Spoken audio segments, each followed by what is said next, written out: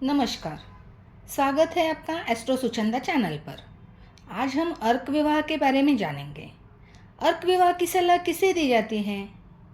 तो जिस पुरुष जातक की शादी 35 या 45 साल के बाद भी न हो रही हो और कुंडली अध्ययन के बाद जिस जातक का सप्तम भाव अनेक कारणों से पीड़ित हो, जैसे कि सप्तमेश नीच का हो, सप्तमाधिपति पाप ग्रह से पीड़ित हो, या सप्तम भाव पाप कर्तरी में हो, या सप्तमेश पाप कर्तरी में हो।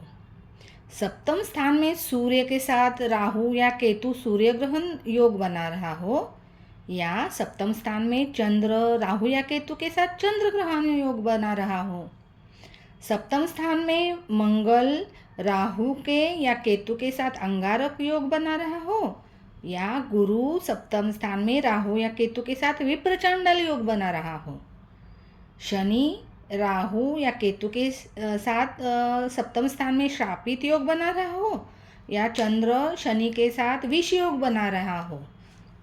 सप्तम स्थान पर 2 या 3 ग्रह एक साथ बैठे हो, या सप्तम स्थान में कोई ग्रह नीच का होके बैठा हो, नवमांश का लग्नेश निर्बल हो, या नवमांश का सप्तमेश निर्बल होके नवमांश कुंडली में बैठा हो। इसी तरह से कुंडली का सप्तम भाव अनेक कारणों से पीड़ित हो, या सप्तम स्थान से संबंधित अनेक दोष दिखते हो। लड़के की शादी हो नहीं रही हो 45 साल के बाद भी, और जिस लड़के की कुंडली में पहली शादी टूटने का योग हो, या शादी के बाद उसके पत्नी के मरने का योग हो, तो इस दोष के निवारण हेतु हमारे ऋषि मुनियों द्वारा रचित 400 साल पुराना धर्म सिंधु ग्रंथ, इस धर्म सिंधु ग्रंथ में इन दोषों का निवारण का सुझाव दिया गया है। इस सुझाव में अर्क विवाह करने की सलाह है ऋषि मुनियों द्वारा। अर्क विवाह कैसे करते हैं, इसके बारे में कुछ खास बातें। अर्क विवाह की पूजा कभी भी घर में नहीं करनी चाहिए। अपने घर से दूर 15 या 20 किलोमीटर किसी पवित्र मंदिर में जाके अर्की विवाह करना चाहिए। विवाह के मुहूर्त में ही अर्की विवाह करना चाहिए। अर्की विवाह के लिए मुहूर्त निकालना पड़ेगा और उसी टाइम पे ही पूजा करनी चाहिए। कभी अन्य मुहूर्त में किसी भी टाइम में ये पूजा नहीं करनी चाहिए, केवल मुहूर्त में ही करनी चाहिए, तब भी फलित होगी। ये पूजा किसी कर्मकांडी ब्राह्मण के हाथों से ही होनी चाहिए, जो विवाह के बारे में पूरी सटीक जानकारी रखता हो। अर्क यानी रुई, इसके पत्ते हनुमान जी को चढ़ाए जाते हैं। धर्म सिंधु ग्रंथ में लिखा गया है कि सूर्य के 3 बच्चे थे, उसमें सबसे बड़ा यम था, दूसरी है यमी यानी बेटी, और तीसरा शनि महाराज। तो यमी जो बेटी है उसी को ही अर्की कहते हैं, यमी को ही अर्की कहा गया है।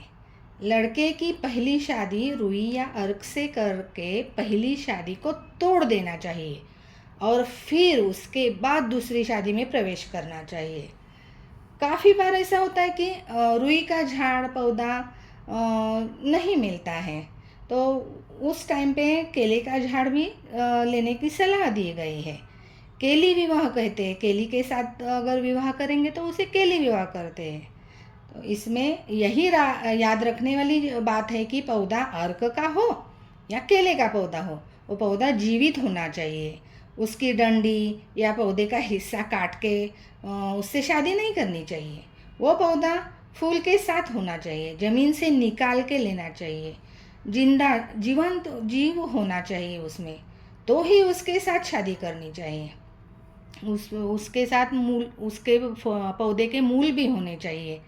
पूजा होने के बाद उस पौधे को काट के 2 टुकड़े करके किसी नदी में इसका जल प्रवाह करना चाहिए। अब ये पूजा किस प्रकार से की जाती है, इसके बारे में हम जानते हैं। यह पूजा किसी कर्मकांडी ब्राह्मण से ही करवाना उचित होता है। किसी एक पवित्र मंदिर में ब्राह्मण सबसे पहले दीप पूजन यानी अग्नि पूजन करेगा, फिर संकल्प लेके गणपति पूजा होगी, बाद में कलश पूजा होगी। कलश पूजा के बाद नवग्रह शांति होगी। उसके बाद कुल देवता पूजन और पूर्वजों के लिए नांदी श्राद्ध विधि होगी, पूजा होगी और उसके बाद हवन विधि शुरू होगी। हवन में 5 प्रकार के होम होते हैं। सबसे पहले भगवान का होम होता है, उसके बाद नवग्रह का होम होता है, बाद में गंधर्व होम होता है, उसके बाद 7 फेरे लिए जाते हैं। 7 फेरों में 7 फेरे लेते वक्त लड़का आगे रहेगा और उसके पीछे अर्की का पौधा रहेगा।